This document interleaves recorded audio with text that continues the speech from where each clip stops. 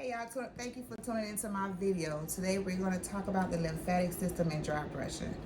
This video today was inspired by my 5 boys as well as an early birthday gift from my cousin Monica. And it is a dry brush by Higher Dose. It's a really nice dry bristle brush. I did another video that actually tells you all how to use a dry bristle, but this is what I'm just going to show you why it's important that you know about the lymphatic system and things of that nature. So this is the brush. You see right here, it says Higher Dose on the back. But what really makes this brush special and unique is that it has the copper bristles in the middle. So if you know anything about copper and how it works for your body, it is really great. So of course, you see I have on my copper bracelet. I also drink out of my copper vessels. And now I have a copper dry brush. So that's also along with it being a very special brush. It also means that this brush cannot get wet. So they do have dry brushes that you can get wet. This is just not one of them. So before we get started, I do want to make sure that you all know that I'm not a doctor. I'm an herbalist. My company is Yamaya's Gift, LLC. So all the information that I bring to you, I'm bringing it to you based on my personal research and experience, okay? So we're going to jump right into the lymphatic system. This is one that we don't really think a lot about. But the lymphatic system, or the lymphoid system, is comprised of a large network of tissues and organs that help the body helps rid the body of toxins, waste, and other unwanted materials. So the lymphatic system probably consists of lymphatic vessels, which kind of are similar to the veins and capillaries of the circulatory system. However, these vessels, they are connected to lymph nodes, all right? And that's where the lymph, or the fluid, it is filtered. So you have the tonsils, you have the adenoids, the spleen, the thymus. They're all a part of the lymphatic system. So the spleen, which is on the left side, just above your kidney, is one of the largest lymphatic organs. And it actually acts as a blood filter within the body. All right, so that means it controls the amount of red blood cells and blood storage in the body, as well as it helps you to fight infection. So when there's a potentially dangerous bacteria, virus, or other microorganisms in the blood, it, along with the lymph nodes, it creates white blood cells that are called lymphocytes. Now, if I mispronounce some of these things, Google it. You know exactly what I meant. That acts as defenders against the invaders. Okay, and this is all that happens inside of our body. So those lymphocytes, they produce antibodies. Okay, and they actually kill microorganisms, and they stop infections from spreading. So you can live without a spleen. However, people that have had their spleen removed for different reasons, disease, injury, whatever, they are more prone to infection. So they have to really be careful when it comes down to sicknesses and illness, because they're one of their body's first line of defense is no longer there. Okay, so we also have the thymus that is located in the chest just above the heart. And that's a small organ, and it actually stores immature lymphocytes. And those are special blood cells, and it actually prepares them to become active T cells, which help destroy infected or cancerous cells, all right? Another part would be our tonsils, which are on the back of your throat. I actually had mine removed when I was in the 4th grade, because I had bad throat infection. So anyway, and your tonsils, they're large clusters of lymphatic cells that are found in the back of your throat. So, and they're actually considered the body's first line of defense when it comes to your immune system, because they kind of like sample bacteria and viruses as they enter the body, through our mouths or your nose.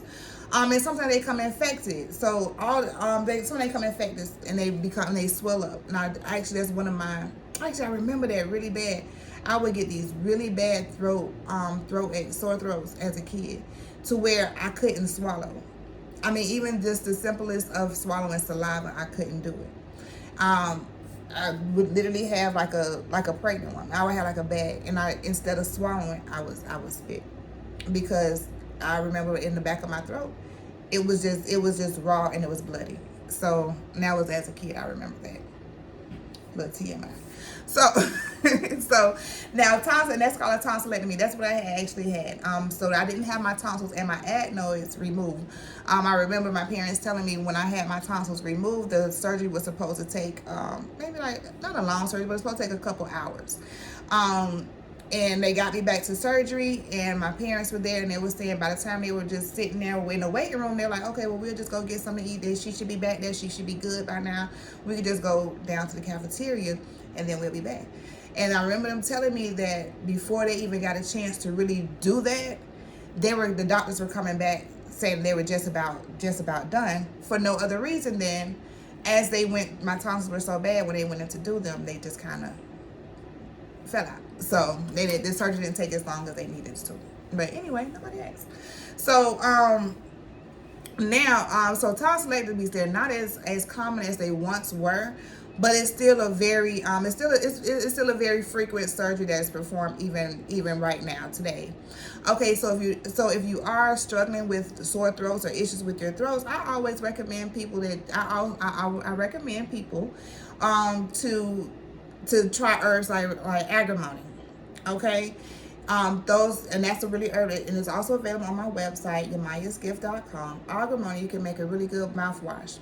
You can it's all just steeping the herb in the water, and you allow it to stick, and then you do a mouthwash with it, and you're gonna gargle it and wash the mouth with it, which is really good for the throat, for a sore throat, 3 times a day. Now, the fluid that we're talking about is lymph, which is actually the fluid that's connected to that.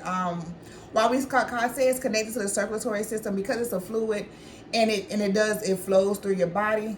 The major difference is it's a part of the circulatory system, but it's not. It doesn't have the same function. Whereas we know our blood, with the circulatory system, our blood pumps the blood. It comes in, but the heart pumps it right back out, goes to your veins, and your veins, right? We know how that works. It's like a continuous loop. It's gonna always happen. However, lymph is not the same. Okay, so lymph fluid, it only flows in one direction, which is upward towards the neck, right? So the lymphatic vessels connect the 2 subclavian veins, which are located on either side of the neck near the collarbone, and the fluid, re-enters. And the fluid re-enters the circulatory system. So once it pumps up, then it comes right back out. So when bacteria is recognized in the lymph fluid, lymph nodes make more infection-fighting white blood cells, which can cause swelling. So lymph nodes, you can see, you can fit on the side of your neck, right here, up under your arms, and you also have them in the groin area as well. I remember back in the day, dealing with certain people, being younger, and you have to deal with the older women, and they'd be like, girl, you see his lymph nodes? We ain't dealing with him because he's sick. But that's just something else. But I remember that as a kid, that I would hear, the older women, or even sometimes men, talking about other people with swollen lymph nodes, because that was a way that they were able to indicate they were sick. So so you have hundreds of lymph nodes in the human body, and they're located deep inside the body, such as around the lungs, the heart, or closer to the surface, such as under the arm, the groin, like we was talking about in the neck here. And they're found from all the way from your head to like around the knee area. So lymphatic vessels, they all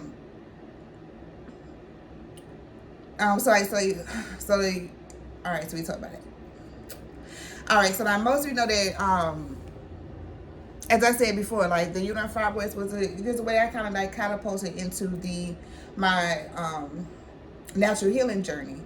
Okay, so because now that I'm in learning that having a sluggish or slow lymphatic system, uterine fibroids is like I say, a symptom of that. So we want to start. So not only that, you have fibroids, you have swelling in your hands or feet, you have breast tenderness, ovarian cysts, you can have allergies, headaches, you can retain water, cellulite, fatigue, outbreaks, you have moles, skin tags, swollen glands, chronic colds, bloating and gas, arthritis, constipation. These are all symptoms of a sluggish or slow lymphatic system. Okay, so So just like I was saying earlier, unlike the self-propelled circulatory system, the lymphatic system, it's pretty much it moves when we move. Meaning that the more we move, the more lymphatic flow that we're going to have. So that's the way to stimulate, a couple ways to stimulate the lymphatic flow, which I was telling you earlier and I did a video about, is the dry brush. Okay, so I remember with the dry brush, I can do a little bit here. Why not? I did a whole video on this. Okay, but it's just for the dry brush because I love this thing. And it just, listen. It feels good too. So this is just one of the things that we can do. So again, let's just show you out with the dry brushing. You're going to use a natural bristle brush. This one again is the higher dose. And then you're going to go from your extremities towards your heart. And this helps promote lymphatic flow. And this is something that you could do on a daily basis. And the thing is, you want to do it in the morning before you take your bath, before you bathe. And you're just going to do this on a daily basis. And you're going to do your whole body. I don't do my feet because I don't like the way the brush feels on my feet. And I'm like extremely ticklish. So even on the top, I don't know about my feet. So, but I go from my ankles all the way up.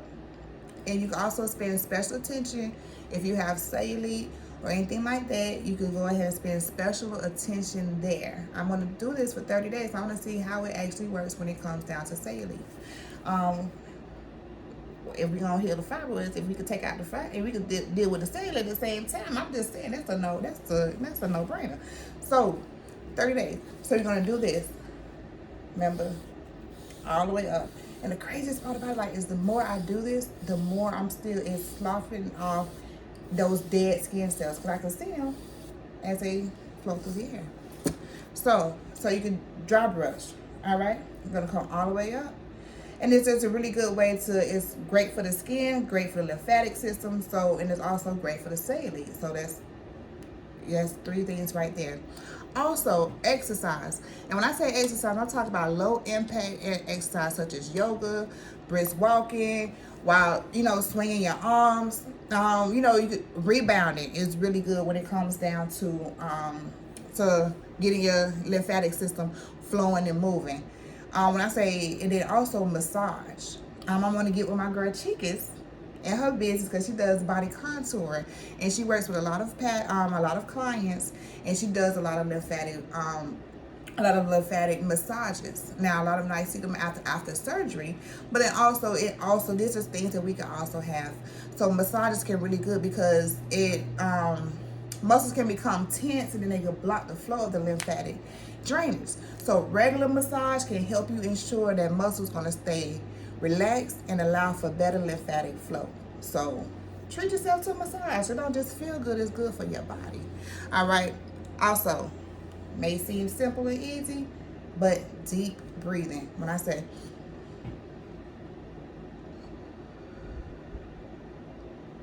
deep breathing, not only does it allow for better oxygen flow and circulation, it also creates better lymphatic flow. It also helps reduce stress levels, which are a major cause of constricted lymph movement. Okay, stress creates its own toxins inside of the body, in which the body has to clean. And once you stress, you think about stress, your body now has to clean that stress out. Okay, via lymphatic system. So that also could be a reason if you can stress out, and also give you a poor lymphatic system as well. So a simple lymphatic cleansing routine that you can do every day if you're the bathing type. Not everybody bathes every day. So I don't know why I say this stuff. All right, so a really simple lymphatic routine that you can do on a daily basis is like I was just telling you with this dry brush. You can do that every 5 minutes every morning. Do your entire body, remember, from working from feet all the way up, and then when you work from about your shoulders, I don't do my face, but you can do like from your shoulders down, maybe your arms, so you're working towards the heart. All right, so you can do that 5 minutes every day, and then the idea after you finish dry brushing is you take a bath. You take a nice hot bath with about a cup of baking soda, some Epsom salt. You could put some like grapefruit essential oil. I like ginger essential oil. Really good when I'm dealing with the lymphatic system, because I also feel like it, I know that it allows it to flow better through the body. It helps you to remove that, it helps that lymphatic fluid flow on a much better basis. I love using ginger for that. So anyway, back to your bath. So you're going to get in the tub with the items I told you. Then you're going to allow, sit in there about 20-30 minutes until the water begins to cool off. You're going to get off. You're going to pat yourself dry. And then after that, you're going to drink you're going to drink at least 2 cups of water, room temperature water that you have the juice of 1 lemon. And then you're going to also chop up some ginger root. All right, if you only have dry ginger root, that's fine. Use just dry ginger root. If you got a powder, that's fine. It's fine. And that's actually what I'm drinking today. So I said 16 ounces because that's at least you need. I just go ahead and that's kind of like what I drink on in the daytime. So it's no problem, like my infused water. So now I hope y'all enjoyed my lymphatic system and dry brushing video. This is I'm really getting new. Well, not getting new. I'm new on the video side of it. So if there's anything that y'all want me to cover, I go ahead. I don't mind. Put it in the comments. I'll spin a block on it. And we could go ahead and discuss it. But I hope you all enjoy, and I hope you all able to, give you a little more information about your lymphatic system and what you can do to make yours function better. Oh, how can I'm just like, y'all ain't see this cracked up guy. But how can I, as an herbalist, forget to give y'all the herbs? I almost did. So now, there are some herbs that you really can use that are really good when it comes down to your lymphatic system. So the herbs that we're going to go over are our cleavers. I got some too. Cleavers. Now, those are really good when it comes down to, they actually enhance.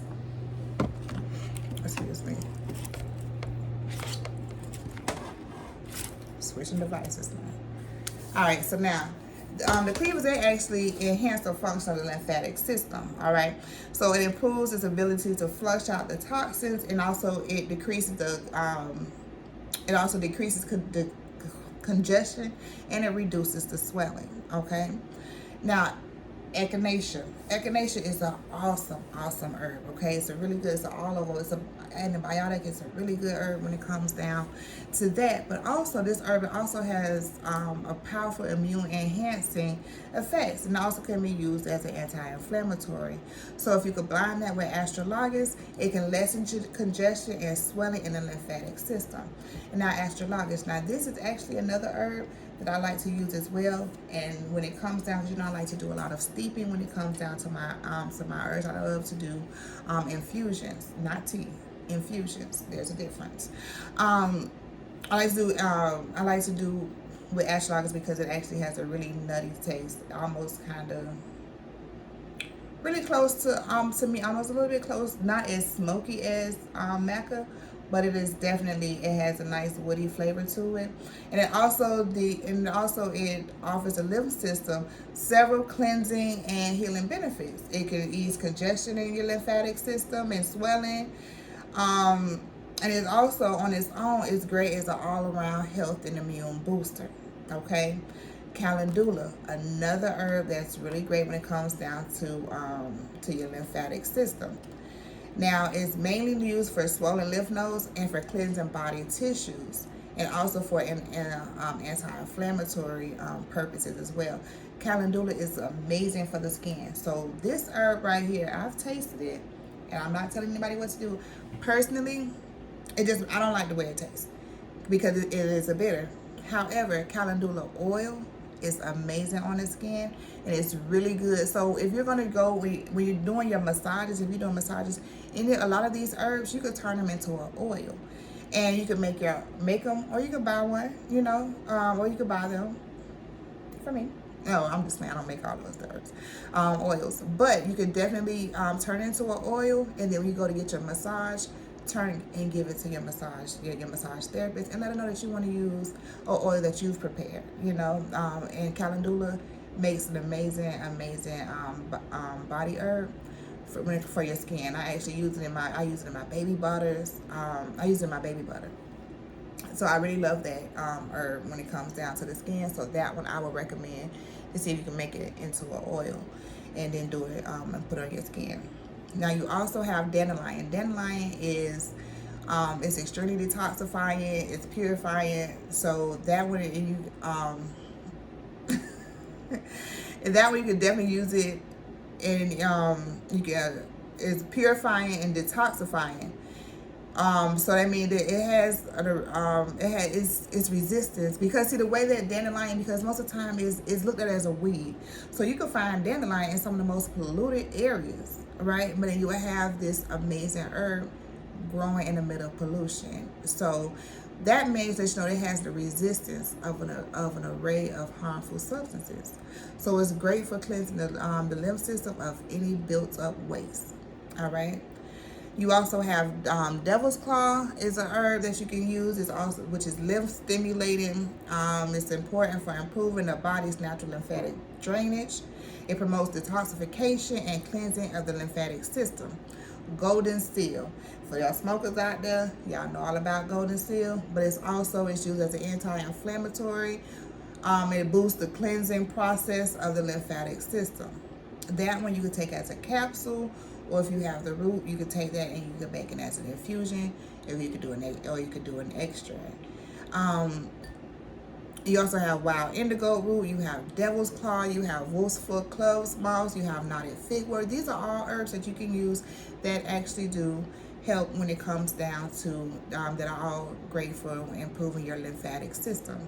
So I hope this video was very informative and it was helpful to you all when it comes down to your lymphatic system. I hope you all, if you haven't already, invest in a nice dry brush and start dry brushing. Let me know how it goes out. Again, like I told you all earlier, I'm going to start dry brushing every day for 30 days. I already started today.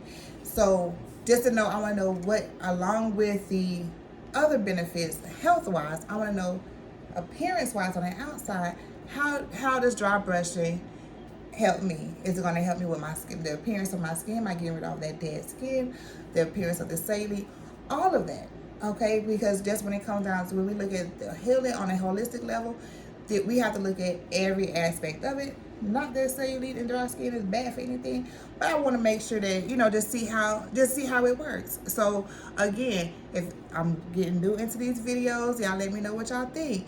Let me know in the comments if there's anything that you want to cover, and then we could go ahead, we can make a video. We'll spend a block on it, all right? So I thank y'all for tuning in. Again, this is y'all favorite herbalist, Miss She. Y'all have a great day.